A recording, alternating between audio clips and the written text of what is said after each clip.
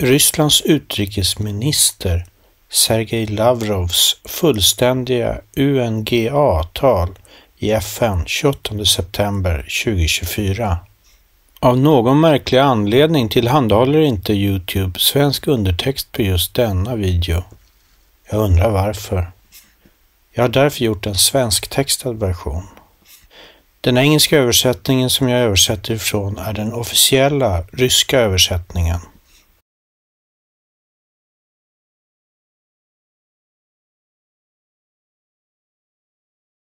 Distinguished Mr. President, ladies and gentlemen, a few days ago, within this building, the forum entitled The Summit of the Future took place. Russia showed understanding to the Secretary General's idea to convene that summit, since the crisis of our organization is growing worse and something needs to be done about that. And we were involved honestly in the preparations for the summit, although quite frankly, we didn't have any particular illusions about it.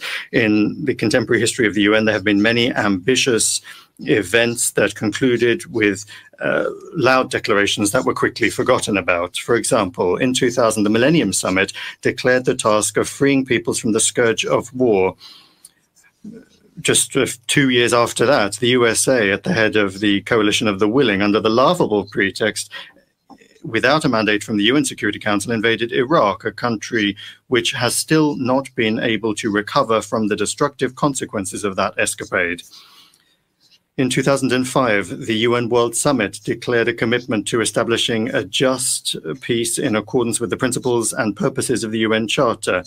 This sacred obligation certainly didn't stop the USA and their allies from getting the then leader of Georgia, Mikhail Saakashvili, in 2008 to unleash an armed aggression against the people of South Ossetia and Russian peacekeepers. And a further 3 years after that, NATO organized the military intervention in Libya, destroying its statehood and undermining the stability of neighboring countries. In 2015, the UN Summit on Sustainable Development adopted grandiose plans to combat poverty and inequality, but they turned out to be empty promises in light of the reluctance of the countries of the West to refrain from their new colonial practices of mining the wealth of the entire world for their benefit. Just look at the statistics of the promises that were kept in terms of financing the development of the countries of the Global South and the transfer of environmentally friendly technologies. Just like Kofi Annan and Ban Ki-moon in the past, the current Secretary General advanced his own initiative under the slogan of rebooting global cooperation. It's an excellent slogan. Who could be opposed to that? But what global cooperation can we really talk about at a time when the West has trampled all of these unshakable values of globalization that they've been telling us about for so many years from this rostrum, trying to convince us that they would ensure equal access for everyone to the goods of contemporary civilization? Where is the inviolability of property, the presumption of innocence, freedom of speech, access to information, fair competition on markets with understandable and unchanging rules? The Secretary General is talking about global cooperation at the same time as the countries of the West have unleashed a veritable sanctions war against a good half, if not the majority, of states in the world. And the dollar, which was advertised to us as the heritage and good of all of humanity, has been grossly transformed into a weapon. For more than 60 years, there has been a trade blockade of Cuba, the cancellation of which the overwhelming majority of members of the international community are calling for. In the pursuit of the ever more ephemeral aim of preserving their domination, Washington is blocking the normal work of the World Trade Organization on dispute settlement and reform of the Bretton Woods institutions, the structures of which for a long time now have not reflected the real balance of forces in the global economy and finances. The West also wants to transform the UN into a tool for advancing its mercantile plans. As was shown by the Summit of the Future, there are more and more attempts to erode the intergovernmental nature of the organization. Long necessary changes in the staffing of the Secretariat are being held back. Key posts in the Secretariat are now essentially occupied and handed down to representatives of the Western minority. If the Secretary General is calling for a reboot of global cooperation, then the Secretariat must advance unifying ideas and propose compromise options rather than coming up with excuses to introduce into the UN's work narratives that are beneficial to the West. Breathing new life into the UN, it's not too late to do that.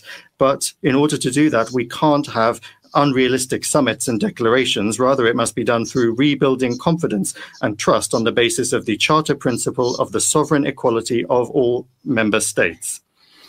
However, as long as confidence is being undermined, for the time being it is, and the actions of the West to create in circumvention of the UN narrow formats that are subordinate to it to resolve subsidiary fateful issues such as internet governance and artificial intelligence. But those problems affect the future of all of humanity, and they must be considered on a universal basis without discrimination or trying to achieve unilateral advantage. That is to say that there must be an honest negotiation involving all members of the UN, rather than the way that the so-called Pact of the Future was prepared for, without a single plenary round of negotiations that all countries would be involved in. But instead of that, the work was carried out under the control of Western manipulators. As a result, the pact, even before it was born, had already joined the pantheon of declarations that sound nice in English. Sad as it is, that is the fate of products of these world summits. However, things aren't any better when it comes to implementing Security Council resolutions, which are binding. The sabotage of decisions on the Kosovo settlement and the Dayton agreements on Bosnia and Herzegovina says a great deal. But the most glaring example continues to be spinning out over almost 80 years the consensus resolutions on the creation of an independent Palestinian state coexisting in peace and security with Israel. There can be no justification for acts of terrorism, which Israelis fell victim to on the 7th of October last year. But everyone who still has a sense of compassion is outraged by the fact that the October tragedy is being used for the mass collective punishment of the Palestinians in the form of an unprecedented humanitarian catastrophe. The killing of Palestinian civilians with American weapons must immediately be ended. It is important to ensure the delivery of humanitarian aid to the enclave, the reconstruction of infrastructure, and most importantly, it is important to guarantee the realization of the legitimate right of the Palestinians to self-determination and to allow them, not in words, but in deeds, as they say, on the ground, to create a contiguous and viable state within the 1967 borders, with its capital in East Jerusalem. Another glaring example of terrorist methods as a means of achieving political aims is the inhumane attack on Lebanon that transformed civilian technology into a lethal weapon. There must be an immediate investigation into this crime, but already we cannot remain silent in the face of the many publications in the media, including in Europe and here in the United States, that indicate to varying degrees the involvement and at the very least awareness of Washington when it comes to the preparation of that terrorist attack. And we understand that the Americans always deny everything, and they do everything they can to hush up any facts that come to light, as they did in response to the irrefutable evidence of their implication in the terrorist attack on the Nord Stream gas pipeline. Those gas pipelines, incidentally, were a marvelous symbol of that self-same global cooperation that our Secretary General dreams of. But as a result of their destruction, the competitiveness of the European Union in the global economy has been undermined for long years to the benefit of the United States. It is on the West's conscience as well that the truth about those who organized many other heinous crimes has been put on a back burner, including the bloody provocation in the Kiev suburb of Bucha and the series of poisonings of citizens of Russia in Britain and Germany. The UN Secretariat cannot remain separate from efforts to establish the truth in situations that directly impact global security, and in doing so is obliged to strictly observe Article 100 of the UN Charter, to act impartially and to avoid the temptation to play into the hands of individual states, particularly those that are actively calling not for cooperation, but to divide the world into the flowering garden and the jungle, or to those sitting around the table of democracy and those that are on the menu. We mustn't forget also about the service record of those that demand that their rules be implemented by the rest of the world. The invasion of Afghanistan and the inglorious 20-year presence there of the infamous coalition was accompanied by the formation of Al-Qaeda. A direct result of the aggression against Iraq was the creation of ISIL. Unleashing the war in Syria gave rise to Jabhat al-Nusra, which is now Hayat Tahrir al-Sham, and the destruction of Libya opened the floodgates for the permeation of terrorism into the Sahara-Sahel region and for the flow of millions of illegal migrants to Europe. We call upon all of those that are thinking about the future of their peoples and countries to be very wary of any new escapades by those who invented these rules. We are particularly concerned by the now almost commonplace practice of political killings, as once again took place yesterday in Beirut. The tragic and unacceptable turn of events in the Arab-Israeli conflict in Yemen, in the Red Sea Basin, in the Gulf of Aden, Sudan, and other hotspots in Africa reflects an indisputable fact. Security can either be equal and indivisible for all, or it won't be for anyone. An understanding of what would seem to be a simple truth in the context of European security is something that Russia for years has been trying to impart to Washington, London, and Brussels, who are obsessed with their complexes of their own exceptionalism and impunity. Although they initially promised not to expand NATO, and in 1999 and in 2010 they signed in official documents of OSCE summits an obligation to not ensure their security at the expense of others. In fact, the North Atlantic Alliance for 3 decades has been carrying out the geopolitical and military expansion of NATO into Europe. It is trying to take root in the South Caucasus and Central Asia, creating direct threats to the security of our country. And now the same is happening in the Asia-Pacific region, where NATO infrastructure is creeping in and to contain or deter China and Russia. Narrow military political blocs are being created that undermine the inclusive security architecture under the ASEAN umbrella. And the West is not only not remembering about the global cooperation that our Secretary General is such a fan of, but openly in their doctrine documents, they are harshly accusing Russia, China, Belarus, the Democratic People's Republic of Korea, and Iran of creating threats to their domination.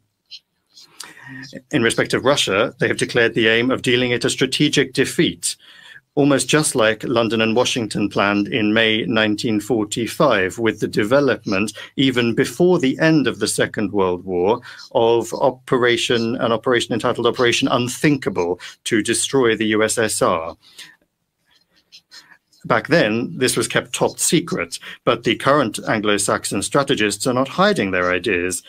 For now, they do, it's true, hope to defeat Russia using the illegitimate neo-Nazi Kiev regime, but they're already preparing Europe for it to also throw itself into this suicidal escapade. I'm not going to talk here about the senselessness and the danger of the very idea of trying to fight to victory with a nuclear power, which is what Russia is. Equally senseless are the Western backers of Kiev swearing that there is no alternative to negotiations based on the infamous peace formula. They are defending this doomed ultimatum by shamelessly invoking the UN Charter, demanding the territorial integrity of Ukraine be ensured. And I would like to recall, in particular, I'd like to remind the colleagues in the Secretariat that the Charter isn't just about territorial integrity. Charter 1 of the Charter declares the obligation to respect the principles of the equality and self-determination of peoples. And that served as the international legal basis for the process of decolonization, which incidentally still needs to be completed, however much the French, the British, and other former colonial countries may resist. In 1970, the General Assembly unanimously decided in its declaration that everyone must observe the territorial integrity of those states whose governments respect the right of peoples to self-determination, and on that basis provide the entire population living on that territory. And I underscore that this was a unanimous decision of the UN General Assembly following long years of difficult discussions. There's no need to prove that Ukrainian neo-Nazis, having seized power in Kiev as a result of the US and allies-supported bloody coup d'etat in February 2014, didn't and are not still representing the Russian population of Crimea, Donbass, and Novorossiya. The Western leaders, doing anything they can to talk about human rights, are in a very telling way staying silent about these rights when it comes to the racist actions of their clients in Kiev. In the light of this forgetfulness, I'll remind you about another requirement, again, in Article 1 of the UN Charter, the requirement to respect the rights and fundamental freedoms of any person regardless of race, sex, language, and religion. The rights of Russians and those that feel that they are part of Russian culture following the coup d'etat in Kiev have methodically been exterminated. The Russian language in Ukraine is banned by law in all areas, in education, the media, art, culture, and even in day-to-day life. Recently, another law was adopted banning the canonical Ukrainian Orthodox Church. These are gross violations of the rights of Russians enshrined in the UN Charter, and they bring with them threats to the security of Russia and all of Europe, stemming from the Kiev regime and those that are dragging it into NATO. And all of these are the root causes of the current Ukrainian crisis. It is to address these that is the aim of the special military operation that Russia is carrying out to defend its security and the current, present and future of the people on their native lands. We value the sincere aim of a number of our partners to advance, out of the best interests, mediation initiatives. We value their constructive results focus, unlike the hopeless Zelensky peace formula. We call upon our friends in their further efforts to take into account in full the facts that I have mentioned about the real reasons of this situation, the real causes of this situation. Unless they are addressed, a just UN Charter-based peace will not be possible. A realistic settlement plan was outlined by President Putin on the 14th of June, when once again, convincingly, he demonstrated Russia's goodwill when it comes to achieving negotiated agreements, the prospects for which were thrown out by Kiev and its backers as a result of the coup d'etat in 2014. The disruption of the Minsk agreements in 2015 and the Istanbul agreements of 2022. The unprecedented level of arrogance and aggressiveness of Western politicians against Russia simply not only nullifies the Secretary General's idea of global cooperation, but it is increasingly also blocking the functioning of the entire system of global governance, including the Security Council. That's not something we chose, and we're not responsible for the consequences of this dangerous course. However, if the West doesn't stop, there will be serious costs that will be felt by everyone.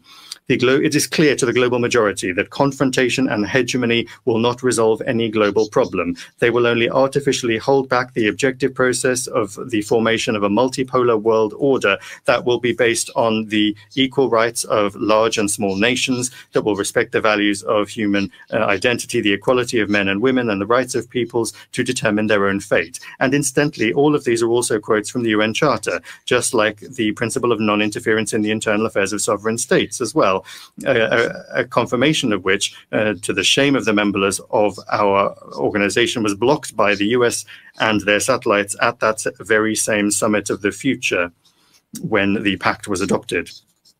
Speaking on the 18th of September before the participants in the 4th Eurasian Women's Forum in St. Petersburg, President Putin underscored the need for a pooling of efforts in the name of sustainable development and general universal, equal, and indivisible security. Addressing the most complex problems facing all of humanity is something we can only do together, taking into account one another's interests. The West must realize this and refrain from its neo-colonial ideas. The Global South and the East are more loudly speaking about their rights and their fully fledged participation in decision-making processes on the whole range of the international agenda, which is becoming particularly relevant in a situation in which the West is steadily destroying the model of globalization that they themselves created.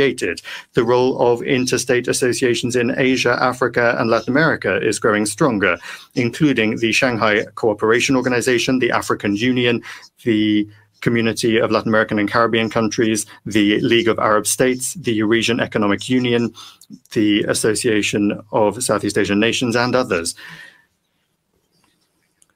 The contacts between those regional integration structures are being established among themselves and also with the global association, the BRICS, which is creating opportunities for harmonizing approaches and agreeing on mechanisms for mutually beneficial cooperation and development that are not under the control of any negative external influence or diktats. All of these objective processes need to be taken into account in the work of the G20 as well, where the G7 is no longer able to pick the tune. We need to take a new look at ways of ensuring security in various regions, learning lessons from the sad experience of the functioning of the NATO-centric models, or the models, the so-called model of Euro-Atlantic security that the West has used to serve their own expansionist ideas. Russia advanced the initiative of forming an inclusive architecture of equal and indivisible security in Eurasia, which, and I wish to underscore this, is open for all states and organizations on our shared continent. We stand ready to work together to find mutually acceptable solutions, the use of interlinkages and the natural competitive advantages of a single Eurasian space. This will be the subject of an international conference in Minsk that begins on the 31st of October this year. We are not stepping away from dialogue with the West. In July, upon the proposal of Russia, there was an open debate in the Security Council on the subject of building a more just, more sustainable world order. We believe it is important to begin the discussion that has begun in the UN as well as in other platforms. With a fairer world order undoubtedly requires the expansion of the representation of the Global South in the UN Security Council. We support our position in favor of the candidacies of Brazil and India, while at the same time taking a positive decision on the well-known initiatives of the African Union. However, of course, we cannot even talk about any additional seats for Western countries who are already excessively overrepresented within the Security Council. Distinguished ladies and gentlemen, May next year, we will mark the 80th anniversary of the victory in the Second World War, during which the genocidal policy of the Third Reich killed tens of millions of people, including 27 million citizens of all of the peoples of the Soviet Union. These crimes do not have a statute of limitations, nor is any moral justification for those who are trying to whitewash Nazi executioners, collaborators, and their current adherents, be it in Ukraine, the Baltics, Canada, or in any other countries. Today, the world is facing extremely serious challenges that require a joining of forces rather than confrontation and a thirst for global domination. Russia will always stand on the side of collective work, on the side of truth and law, peace and cooperation, in the interests of giving rebirth to those ideals that were enshrined by the founding fathers. That is the aim of the Group of Friends in Defense of the UN Charter that was created upon the initiative of Venezuela. Its purposes and principles remain fully relevant. The most important thing is to make sure that absolutely everyone is guided by those principles, not selectively choosing from a menu, but rather in their entirety and as they are interlinked, including the principle of the sovereign equality of states. Then, working in favor of forming an honest balance of legitimate national interests, the legitimate national interests of all countries, we will be able to give life to the purpose of the UN that is enshrined in the Charter, to be a center for harmonizing the actions of nations. Thank you.